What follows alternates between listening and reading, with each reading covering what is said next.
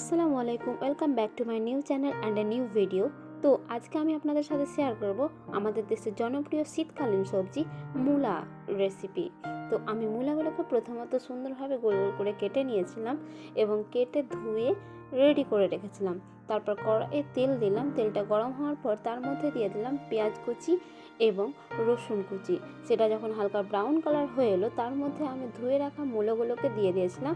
তারপরে তার মধ্যে আমি দিয়ে দিলাম সমস্ত রকমের মশলা, যার মধ্যে ছিল হলুদ, লঙ্কার গুঁড়ো, জিরের গুঁড়ো, গোলমরিচের গুঁড়ো এবং লবণ।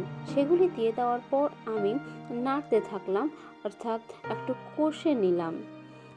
এই সাদা মূলা পটাশিয়াম, সোডিয়াম এবং ভিটামিন সি দ্বারা সমৃদ্ধ। এটিতে কম ক্যালোরি এবং উচ্চ জলীয় সামগ্রী রয়েছে, যা আপনাকে শীতকালে হাইড্রেট রাখতে সাহায্য করবে। তো আমি এখানে মূলাটাকে সুন্দরভাবে ভেজে নিলাম, তার মধ্যে দিয়ে দিলাম সামান্য পরিমাণে জাল, যাতে মূলাটা সুন্দরভাবে সিদ্ধ হয়ে যায়। এবং যখন দেখবো সিদ্ধ হয়ে আসছে এবং ভাজা ভাজা অবস্থায় চলে আসছে, তখন আমাদের মূলাটা রেডি হয়ে যাবে।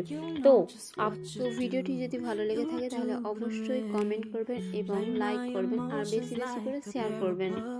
এবং আমার চ্যানেল নতুন হয়ে থাকলে অবশ্যই চ্যানেলটিকে সাবস্ক্রাইব করবেন।